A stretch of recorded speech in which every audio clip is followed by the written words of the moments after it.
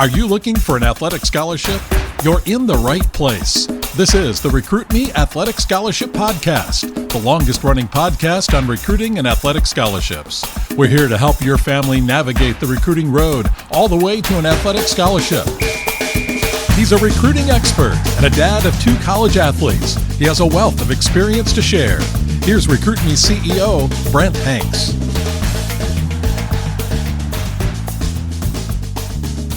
Welcome to episode 391 of the Athletic Scholarship Podcast. This is the 4th episode in a 4-part series about New Year recruiting in January of 2024. This episode covers what a high school student athlete should be doing if they are a freshman in high school as the 2024 year starts. Episode 387 covered the current senior in high school, the 2024 grad. Episode 388 covered the current junior in high school, the 2025 grad. Episode 390 covered the current sophomore in high school, the 2026 grad. So let's see what a freshman should be doing through the second semester of 2024. The Athletic Scholarship Podcast is part of the Recruit Me education business. My name is Brent Hanks, and I am the owner and CEO of Recruit Me. Recruit Me's goal is to provide you, whether you are a potential student athlete or the parent of a potential student athlete, with as many free and inexpensive recruiting resources as possible. You can find the Athletic Scholarship Podcast on your favorite podcast app, and a new episode hits every Tuesday. The Athletic Scholarship Podcast is the world's longest-running recruiting education podcast. Other resources that Recruit Me provides are the free Recruiting Power Pack, which is available on the recruit-me.com website. You get a download with the first steps to an athletic scholarship, an audio file about how to use videos, and a free player profile template. Just sign up on the recruit-me.com homepage. Also, you can sign up for the free Recruit Me monthly newsletter that gives you monthly recruiting tips, advice, and links to last month's The Athletic Scholarship Podcast episodes. The Recruit Me 3.0 Athletic Scholarship System gives you a 200-plus page manual and workbook to take you step-by-step through your personalized recruiting journey. You can get the Recruit Me 3.0 system for only $39. You will get the 7 steps to an athletic scholarship and much, much more. Step 1, select the right schools to contact. Step 2, write a great introductory email. Step 3, create your one-page player profile. Step 4, build your own recruiting questionnaire. Step 5, track your communications. Step 6, send one-page updates. And Step 7, make your school choice wisely. Go to recruit-me.com to get your recruiting plan today. Recruit Me likes to start talking to student athletes and families as they enter their freshman year of high school. The main reason is because we like to start talking about academics. Setting up your schedule in your freshman year to enhance your high school's opportunities and your opportunities to get set up properly as to navigate both your high school academics and athletics. I tell anyone I can that your high school GPA starts the very first day your freshman year. If you can take control of your schedule, your study habits, your future education prep, then you will be set up better for your junior and senior year classes and for your college experience. The main Recruit Me message is to prepare, and don't dig yourself an academic hole your first year of high school, an academic hole that you are trying to dig out of the remainder of your high school career. You may not know if you want to, or even can play a sport in college when you are a freshman in high school, but you can't get back the time that you might have wasted by not planning or doing well your freshman year. There is more scholarship money available for a college athlete in academics than there is in athletic money. There can be big differences in what schools you can get accepted to and also the amount of money that you can get with academic scholarships.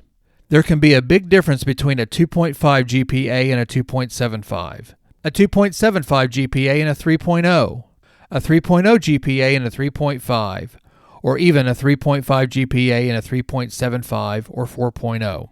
If the money talk doesn't hit the target for the freshman, then here is a blunt reality that maybe the student athlete may understand, and I know the parents will understand. There are very few full athletic scholarships available. Head count sports or full athletic scholarship sports are NCAA Division I football, the FBS or the Bowl Division, which gets 85, and NCAA Division I men's basketball, which gets 13. And then NCAA Division I women's sports of basketball gets 15, gymnastics 12, tennis 8, and volleyball 12. All of the rest of the NCAA Division I and Division II sports are equivalency sports, which means they can award athletic scholarship money in partial scholarships. Each sport has a max number of athletic scholarships available. An example is baseball. NCAA Division I gets 11.7 scholarships to give. NCAA Division II gets 9, and NCAA Division III gets 0. No NCAA Division III sports give athletic scholarships. NAIA gets 12, and the junior college ranks gets 24. Baseball teams range in size from 30 to 50 players. So I say all of that to help paint a picture of how important academics will be to your athletic college career. Parker, my older son's first offer was at an NCAA Division II baseball program, and they offered him a baseball scholarship that would pick up whatever his academics didn't pay for. They knew as he started his junior year of high school that he had a high GPA, and he was in Ozark's International Baccalaureate program, and he had already scored a 32 on his first ACT test. So Parker's academics would have paid for all or most of about any college he chose at any level, and baseball would have most likely picked up some or all of the rest of his tuition, room and board, books, and meals. So if you have figured out taking care of your academics in your freshman year is a top task you need to take and pay attention to. Your freshman year, you need to keep getting better at your sport. Use games or practices or the off-season to get better. Better as in getting stronger, faster, more skilled.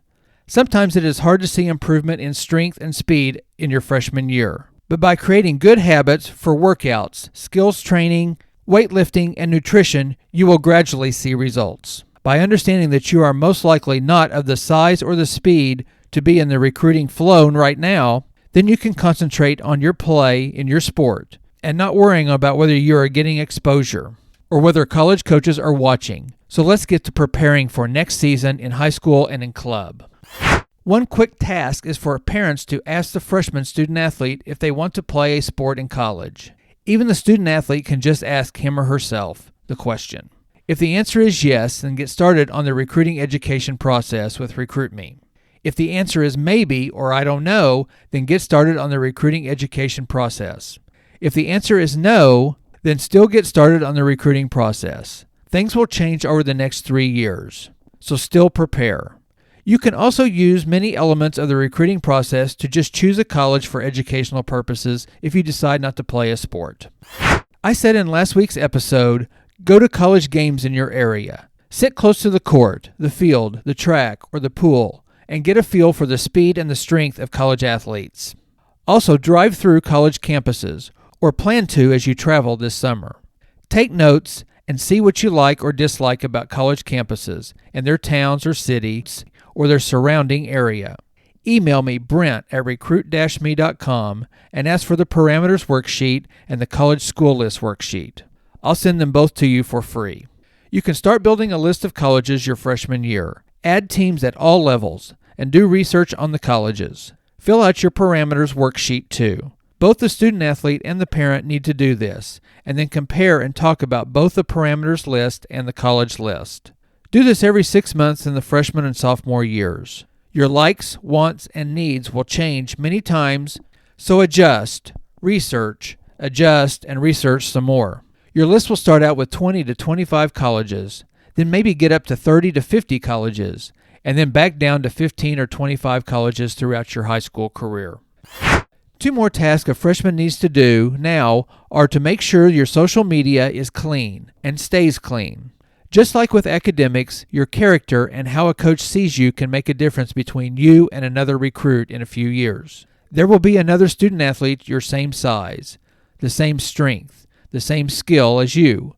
So don't let your academics and your character keep a coach from choosing you. As you have heard in this series of episodes, episode 387, 388, 390, and 391, for most student athletes, you use your freshman and your sophomore years to educate yourself about recruiting and to start the college school list research.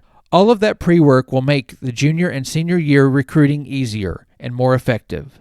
This is a great time to be listening to the Athletic Scholarship Podcast, past and future episodes as part of your recruiting education. The Athletic Scholarship Podcast is made for both the student athlete and the parents to listen to.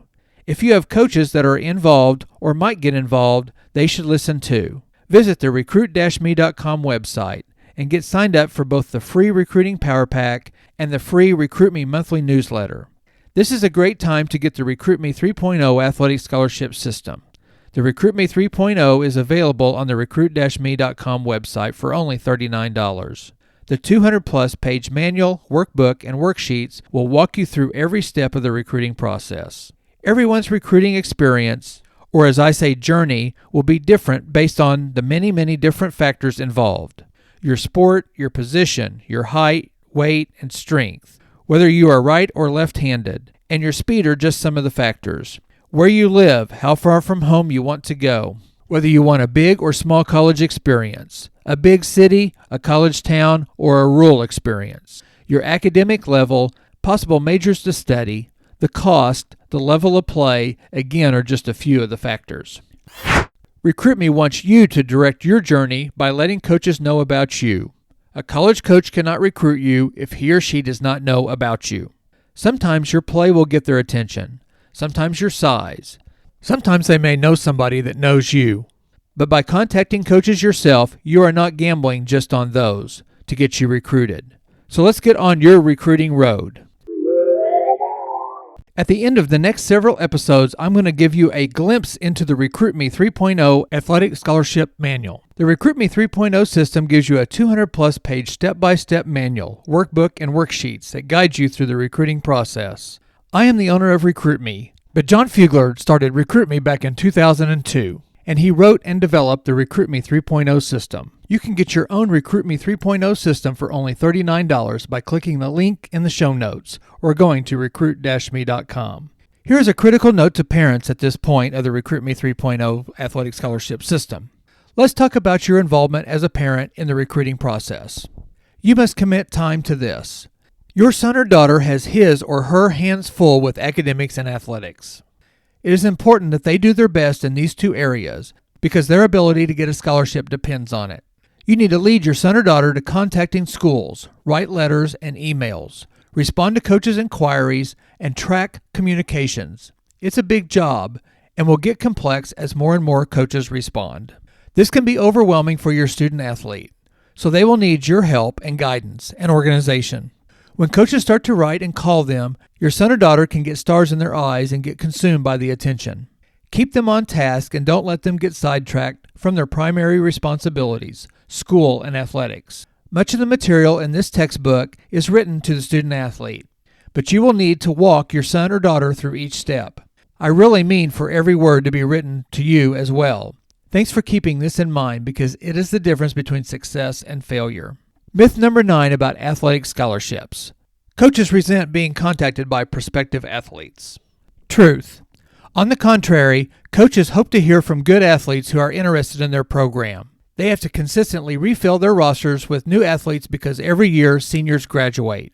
They keep busy coaching and rarely have time or budget to discover new promising athletes on their own. Some blue-chip athletes come to a coach's attention through scouting services or media exposure. But there are not enough of them to fill a roster. Plus, there's a lot of competition to recruit them. So coaches want to hear from good prospects. When you contact them, you are making their job easier. Myth number 10. I already received a letter from a coach, so I'm being recruited. Truth. Coaches send out hundreds of letters to athletes they know little about. Chances are there are hundreds of student athletes receiving the exact same letter you did. Why? Because the coaches want to know who's interested, so they can begin a recruiting dialogue, look at stats, and evaluate them. The conclusion about the myths about athletic scholarships. Parents, let me say a few words about scholarships. Your child may have interest in schools that do not offer athletic scholarships, but have a strong academic program. Also, some schools may initiate contact, but do not offer scholarships. For instance, Ivy League schools do not offer athletic scholarships, and neither do NCAA Division III schools. However, many of these non-scholarship schools are some of the best academic institutions in the nation. In next week's episode, I will continue to give you a look into the Recruit Me 3.0 System Manual. I will conclude on the myths about athletic scholarships, and on some of the truths about athletic scholarships too. Thank you for listening to the Athletic Scholarship Podcast, and please share these episodes with teammates and other prospective recruits.